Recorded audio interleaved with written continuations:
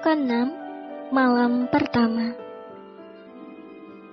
Malam ini adalah malam pertamaku dengan Kale. Sungguh tidak pernah kubayangkan dalam hidupku bisa menikah secepat ini dengan cinta pertamaku. Apakah ada yang penasaran? Kenapa aku mau gitu aja diajak nikah sama dia selain aku mencintainya?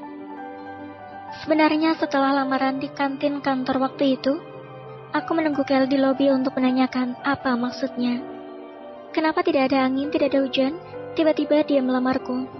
Apa mungkin kepala Kale ini terbentur pintu, jadi dia agak gesrek gitu otaknya? Aku juga bertanya, dia nggak salah melamar orang kan? Waktu itu Kale dengan tegas mengatakan bahwa dia tidak salah pilih orang. Lalu aku pun bertanya, kenapa harus aku?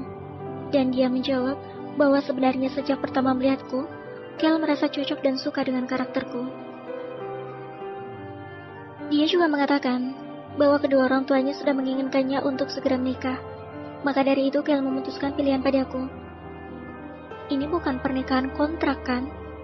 Saat katanya seperti itu, Kale malah tertawa terbahak-bahak. Dia mengatakan tidak paham dengan apa itu pernikahan kontrak. Ya, kalau aku kan suka baca novel. Jadi aku jelaskan seperti apa pernikahan kontrak itu. Kale langsung menggeleng tegas. Dia tidak akan pernah mempermainkan kesucian pernikahan. Dan Kale juga berjanji bahwa pernikahan ini bukanlah pernikahan main-main dan tidak akan ada perceraian di antara kami. Farah, apa kamu lapar? Suara Kale membuyarkan lamunanku. Dek, ya Allah, jantungku jadi deg-degan melihat penampilan Kale yang malam ini sangat tampan. Rasanya aku gak sanggup menahan diri untuk tidak menatap terus ke arahnya. Enggak kok. Tadi habis maghrib udah makan, jawabku gugup. Duh, jantung, kenapa kamu gak bisa dikontrol sih? Oh, begitu. Kalau gitu, saya makan dulu. Sejak dari siang belum makan. Aku temenin ya. Aku berjalan mendekat ke Raquel yang sudah berada di ambang pintu. Tidak usah. Kamu istirahat saja di sini. Tidur dulu. Tidak perlu menungguku. Kale kemudian pergi meninggalkanku di dalam kamarnya. Ya, malam ini aku memang berada di rumah Kale yang sangat besar ini. Acara akad nikah memang berada di rumahku. Tapi setelah itu sorenya Kale mengajakku pulang ke rumahnya. Aku pun hanya bisa mengangguk patuh. Entah kenapa melihat aura Kale tidak bisa membantahnya begitu saja. Malam semakin larut dan jantungku sejak tadi tidak berhenti berdebar. Masih menunggu suamiku yang sampai jam 10 malam belum masuk ke dalam kamar. Entah apa yang sedang dilakukan oleh Kale di luar sana. Aku juga malas untuk keluar mencarinya. Bukankah tadi dia bilang tidak usah menunggunya kalau ingin tidur? Lebih baik aku tidur aja. Lagian ini juga udah ngantuk banget. Aku tidur menggunakan jilbab. Aku masih merasa malu jika harus buka jilbab di depan suamiku sendiri. Kurasakan ranjang sebelahku bergerak, tapi mataku sudah sangat berat hanya untuk terbuka. Namun tetap kuusahakan untuk terbuka. Lampu kamar memang sudah mati. Hanya tertinggal lampu kamar tidur di samping ranjang. Aku bisa melihat punggung kokoh milik suamiku. Ya, malam ini adalah malam pertama kita sebagai pengantin baru. Tidak terjadi apa-apa seperti kebanyakan malam pengantin yang katanya beladuran lah, bukan segel lah. Tapi malam pertama untuk kami hanya diisi dengan keheningan. Kale bahkan tidak membangunkanku saat dia masuk ke dalam kamar. Suamiku itu hanya langsung merebahkan dirinya di sampingku, dan mungkin dia sudah tertidur. Kulihat jam sudah menunjukkan pukul 1 dini hari. Mungkin dia ngobrol dengan sepupunya yang kembar itu sampai larut. Kale memungkungiku. Kok rasanya sedikit nyesek ya? Ayolah Farah, jangan berharap kalau malam ini Kale akan tidur dengan memelukmu. Bukankah kami memang belum saling mencintai? Tepatnya Kale yang belum mencintaiku. Karena perasaanku dari dulu sampai sekarang tetap sama. Meskipun pernah pudar sebelum Kale datang kembali. Kale, nanti aku mampir ke rumah ibu setelah pulang dari kantor. Ibu bilang kalau beliau tidak enak badan. Ucapku meminta izin pada suami. Baiklah, nanti aku antar ke sana. Iya, terima kasih. Ibumu sakit apa, nak? Tanya Mama Rara. Beliau ini sangat perhatian. Mama Rara punya butik yang cukup terkenal di Jakarta. Waktu pernikahanku itu, aku memakai gaun pengantin rancangan Mama Rara ini. Kata ibu sih demam, tapi ibu memang punya penyakit asma kronis, Ma. Farah takut kalau penyakit asma ibu kambuh, apalagi tidak ada siapa-siapa di rumah.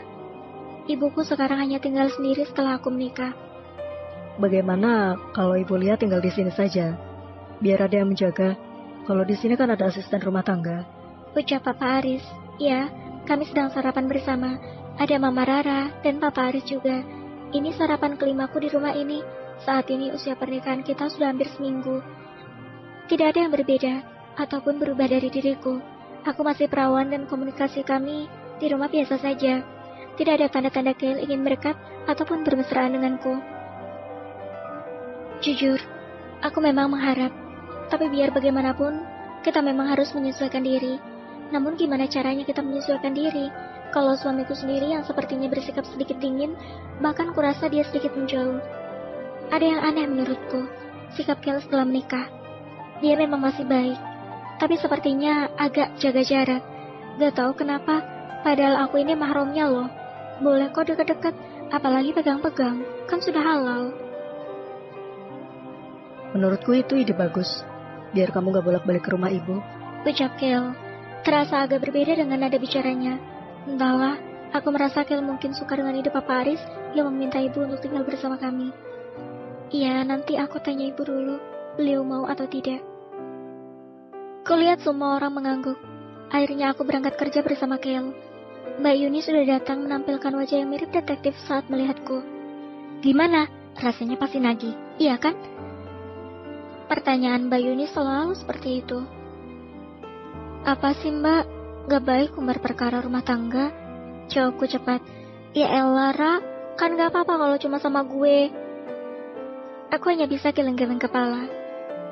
Saat makan siang, Kale menyuruhku naik ke ruangannya yang ada di lantai 15. Dia bilang mau makan siang di ruang kerjanya. Biasanya aku makan siang di kantin bareng teman-teman yang lain.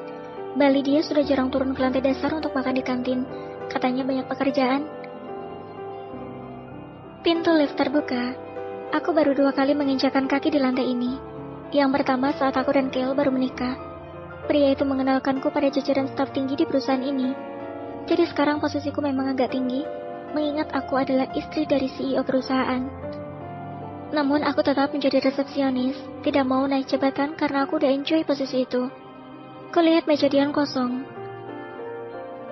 Dia tidak ada di tempatnya. Mungkin pria itu sedang berada di ruangan Kale. Kalau begitu, langsung ku ketuk saja pintu ruang kerja suamiku. Namun tiba-tiba pintu terbuka sebelum aku mengetuknya. Balik dia keluar dari dalam ruangan Kale. Dia sempat terkejut dan melotot melihatku yang sudah berdiri di depannya. Namun setelah itu reaksinya berubah menjadi tersenyum. Farah, mau ketemu sama Kale? Tanya balik dia. Iya mbak, masuk, dia ada di dalam. Aku udah selesai kok, sampai ketemu lagi Ra. Aku mengangguk. Ada sebuah rasa yang aneh menjalar di hatiku saat melihat tatapan balik dia yang terlihat. Entahlah, sepertinya dia habis menangis. Tapi kenapa? Dia kan baru bertemu sama Kale. Nona Farah, silakan masuk. Pak Kale sudah menunggu Anda. Aku tersentak ketika Dion menegurku. Syukurlah, ternyata ada Dion juga di ruangan ini. Jadi Kale tidak hanya berdua dengan balik dia. Bersambung.